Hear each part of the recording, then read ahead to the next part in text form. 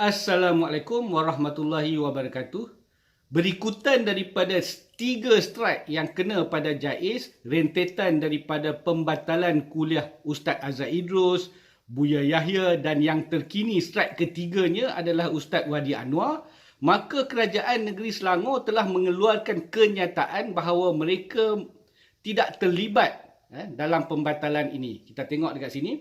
Ceramah Ustaz Wadi pula dibatalkan. Selangor nafi campur tangan keputusan JAIS.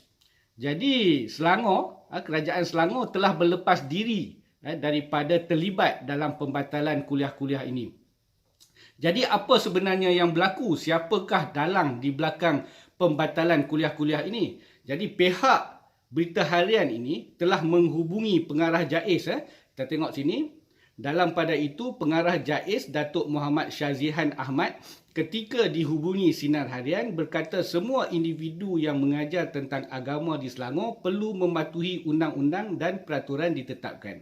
Betul lah, kenyataan ni betul. Itu yang bagusnya kan, dia memberi jawapan dengan kenyataan perlu mematuhi undang-undang dan peraturan. Jadi bila dengar macam tu, kita betul lah, semua perlu mematuhi undang-undang dan peraturan yang ditetapkan. Tapi kena tak pada mereka-mereka yang dibatalkan ini? Sebab mereka ini semuanya memohon kepada pihak JAIS untuk membenarkan. Jadi peraturan dan undang-undang memang mereka mengikutinya. Penganjur seperti masjid-masjid yang ingin menganjurkan ceramah ini telah menghantar surat kepada JAIS untuk membenarkan.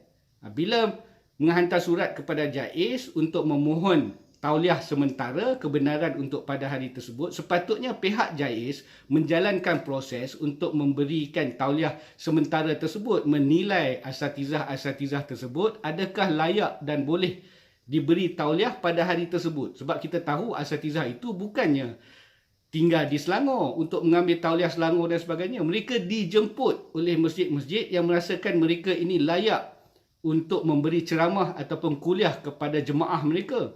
Dan mereka ini dapat menarik ramai masyarakat, anak muda untuk datang, untuk kita beri pengajaran dan pembelajaran tentang agama Islam. Jadi pihak masjid berpendapat mereka ini bagus. Jadi apabila pihak masjid penganjur membuat permohonan, pihak JAIS patut ada proses untuk meluluskan. Bukannya mereka nak datang secara redah sahaja nak sebut kata perlu mematuhi dan sebagainya. Dan kita tengok paragraf kedua ini pun mengatakan bahawa kita seorang yang beragama perlu menghormati sistem. Dia nak kata macam ni untuk apa? Sebab seolah-olah mereka tidak menghormati sistem, nak datang terjah untuk membuat ceramah agama. Bukan. Mereka dijemput oleh masjid di Selangor. Jadi pihak penganjur ini yang memohon. Bukannya mereka datang nak terjah ke Selangor tidak mengikuti peraturan. Statement ini tak betul. Jika permohonan untuk mengadakan ceramah dibuat, masih dalam proses, kena tunggu sehingga ia selesai.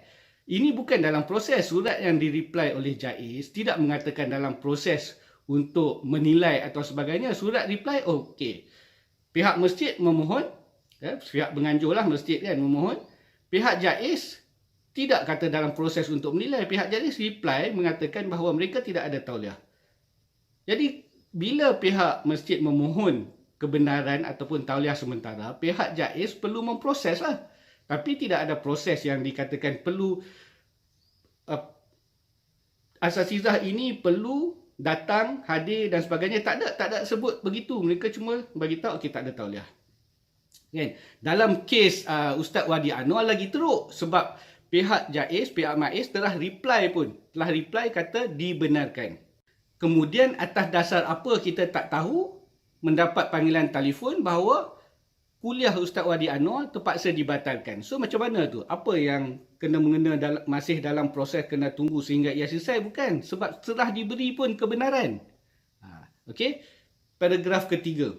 Mana boleh hanya sebab jika dia public figure dan semua proses itu perlu dipendekkan. Kita kena hormat semua pihak dan juga perlu menghormati sistem yang telah ditetapkan katanya. Ini reply daripada pengarah JAIS ni. Kan? Permohonan dibuat bukan atas dasar mereka public figure dan tak ada pun siapa kata sila pendekkan proses dan sebagainya. Tak ada.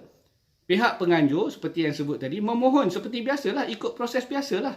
Sebab mereka ini telah biasa membuat perkara ni dah bertahun-tahun dah. Mereka buat permohonan biasanya untuk mereka yang tidak ada tauliah penuh, akan diberi oleh JAIS tauliah sementara. Dah biasa, mereka dah tahu proses tersebut. Tapi kali ini, bila membuat permohonan, JAIS reply kata tak ada tauliah saja seperti yang saya sebut tadi. Tak ada pun kata perlu ada proses dan sebagainya, dan tidak ada kena-mengena sebab mereka ini public figure.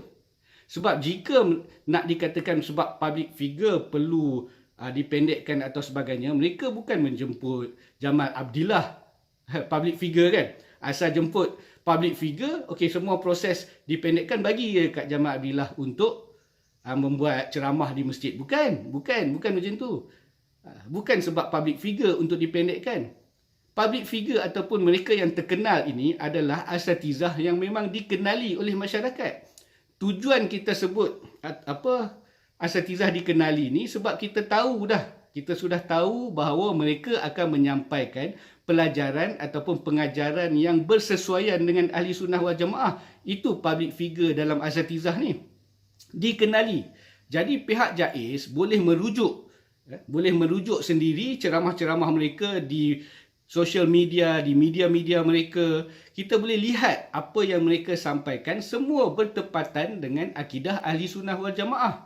Jadi lebih mudah, bukan kita mohon sebab public figure untuk dipendekkan. Jadi lebih mudah untuk memberi kebenaran sebab kita dah tahu apa yang akan mereka sampaikan adalah bertepatan dengan agama kita.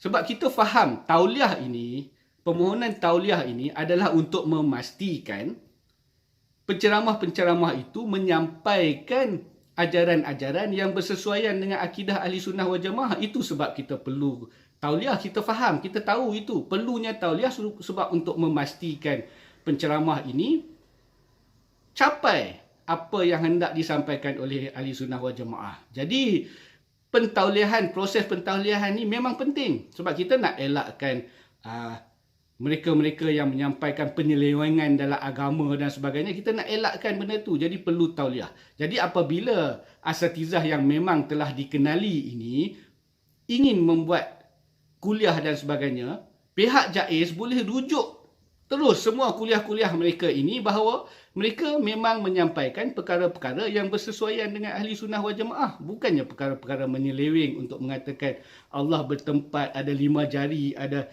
2 tangan, semua tangan kanan dan sebagainya. Itu tak ada. Bukan asatizah yang macam tu. Boleh rujuk semua video-video mereka. Jadi boleh memberi kebenaran dengan pantas.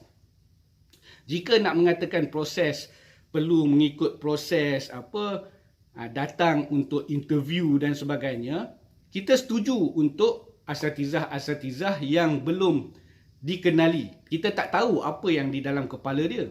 Kita nak semak. Jadi dia perlu menjawab soalan, dia perlu interview dan sebagainya. Tapi ada masalah juga sebab kadang-kadang mereka boleh menipu, kan?